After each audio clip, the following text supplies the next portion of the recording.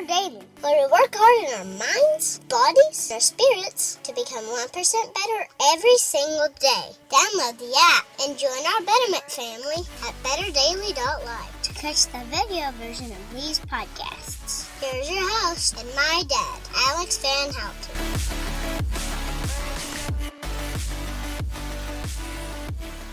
What is up, Betterment family? Welcome to Better Daily Live. I'm your host, Alex Van Houten, and today is Flex Friday. Flex Friday is my favorite day of the week because we get to hang out in my gym and go through a movement to help you on your 1% better journey through exercise. And today we're going to be tackling a core circuit. This is in honor of and attributed to Mr. Scott Hammonds. You're doing an awesome job, brother. Keep up the good work in your health and fitness journey. Scott has just started his weight training journey about a month and a half ago, building on the cardiovascular fitness and foundation he's grown in the weight loss he's achieved through his running practice in the last year. And he asked, hey, I'd really like to start shaping up my midsection. What can I do about that? So we're going to hit some core work. We're going to do 3 exercises back to back, something that I hope Scott enjoys the burn from, and we're going to join him in that if you're willing and able to jump into some core training. But I do have to do a brief stint on why you do a core circuit like this. So first of all, your core musculature is, a lot of people think of six packs, the abdominal muscles, right up front, the pretty beach muscles. But core is actually anything between your rib cage and your hips. That's technically your core musculature. And it's a really powerful complex because your spine is not very strong all by itself. It's meant to be very flexible. It moves a lot, right? And the only bone structure between your hips and your ribs is your spine. It's kind of like Legos stacked on top of marshmallows, if you want to think of it that way. Legos would be the vertebra in this case, and the marshmallows would be the vertebral discs. Now, it's a very simplified version of anatomy of the spine, but it'll do for now. Now, the core musculature is responsible for a few things. One, being able to flex and extend the spine. So I'm in a seated position here. Flexing means bringing your rib cage closer to your pelvis, and extending means bringing your rib cage further away from your pelvis. So extending hits the core muscles in the back, and flexion is generally controlled by the core muscles in the front. Those are the rectus abdominis and transverse abdominis. The ones in the back, rector spinae, longissimus, quadratus lumborum, several other ones. And then the other thing that your spine can do is it can actually twist. And there are muscles that are responsible for rotating, and those are your internal and external obliques. And so when we talk about working our core, it's important that all of those muscles get great work done. And so we're going to do some floor work. We're going to do a core circuit here to really dig in to the front. That's the rectus abdominis and transverse abdominis here. And we're going to dig into the sides, the obliques, internal, external obliques. And by the time you're done with this circuit, you can do it three sets if you really want the burn. But by the time you're done with the circuit, those muscles have gotten a great workout. Now, core is also worked by awesome compound movements like the deadlift. A lot of people don't know this, but a deadlift works your core about 2.5 times harder than a crunch. So if you're laying on the floor and you do a crunch, your abdominal muscles contract. When you do a deadlift, if you actually measure the force of that contraction, the deadlift activates your core 2.5 times harder than the crunch on average. Good morning, John. Good morning, KT. Thanks for joining me for Flex Friday. So the big question is, why would we work our core? Well, we want to make sure that our spine is well supported in everything that we do. So if you like running, you're doing some twisting in the body, right? You see that? I'm doing some running, I'm doing some twisting in the body. If my obliques are poorly developed, then the rotation of my spine will be unsupported, and it could cause injuries, pain, destruction of the vertebra, inflammation, all kinds of crazy things. And so we want our obliques to be strong so that when our hips move and our rib cage moves, that it's supported and cushioned by strong obliques rather than our spine having to take the brunt of that action, right? That's just one example. And there are many examples like that. We want a strong and well-developed core. Now, Scott specifically asked about core exercises because he wanted to know, how do I start shaping up this area? And so I want to clear this up real quick. Crunches are not going to make you lose fat in your midsection. That's called spot reducing.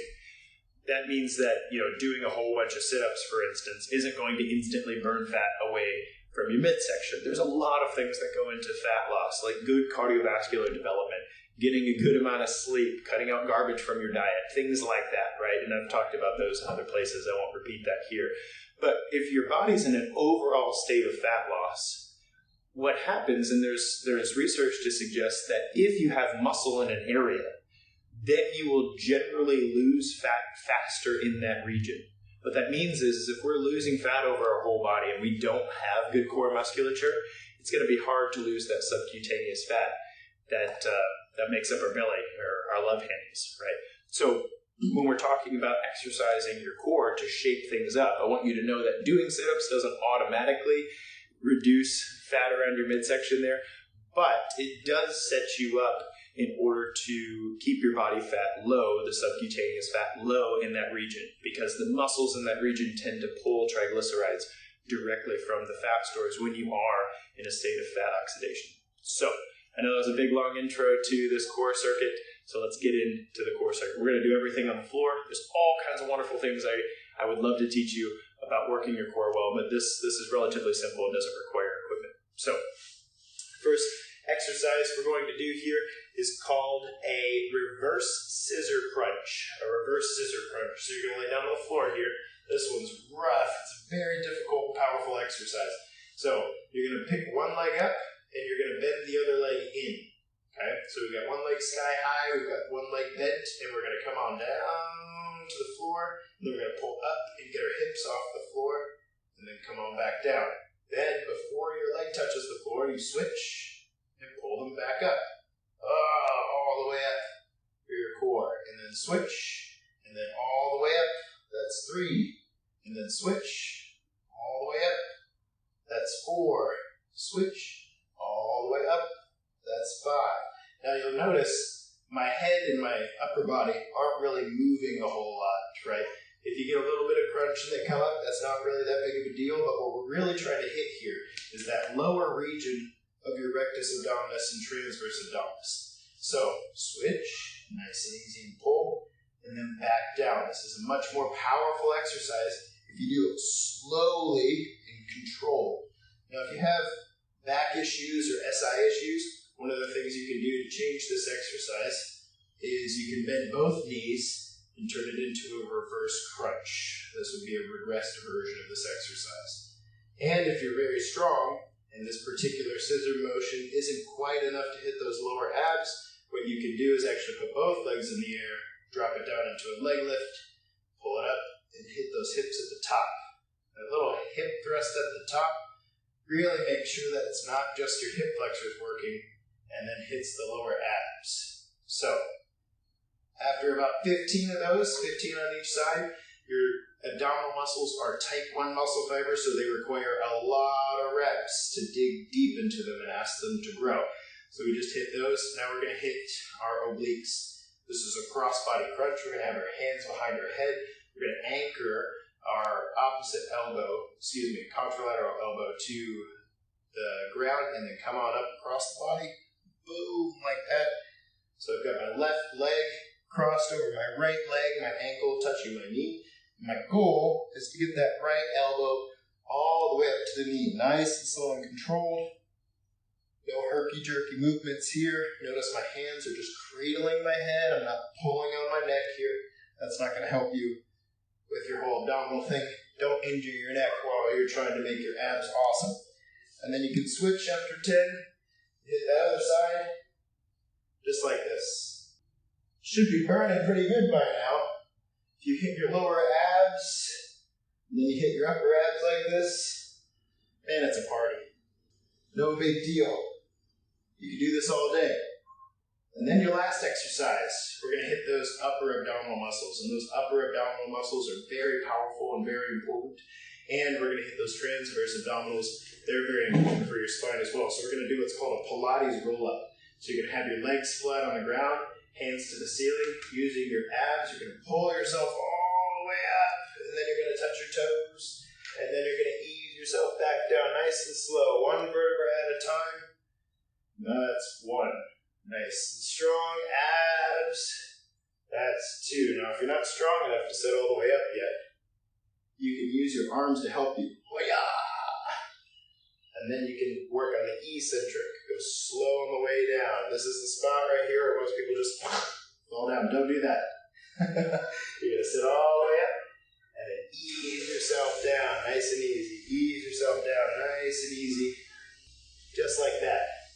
So we're going to crank out 15 of these.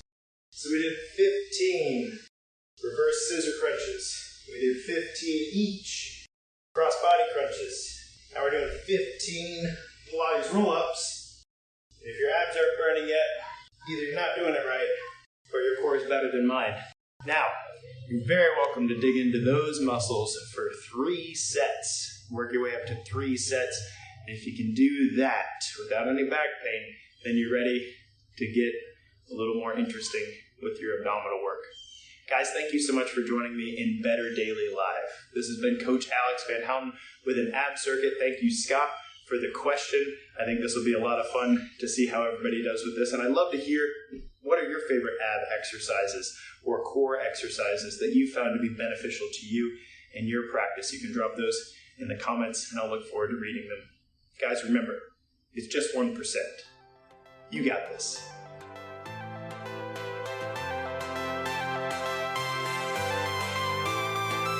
Thank you for joining us for your 1% Better today. Don't forget to subscribe for the podcast. Leave us a raving review to tell others how Better Daily has helped you in your journey. If you want more Better Daily, download our app and join our Betterment family at betterdaily.live. Use code POD to get 25% off your subscription. That's POD, all caps, to save 25% on your subscription. We all have a cross to carry. It's lighter when we do it together. Go to betterdaily.live today.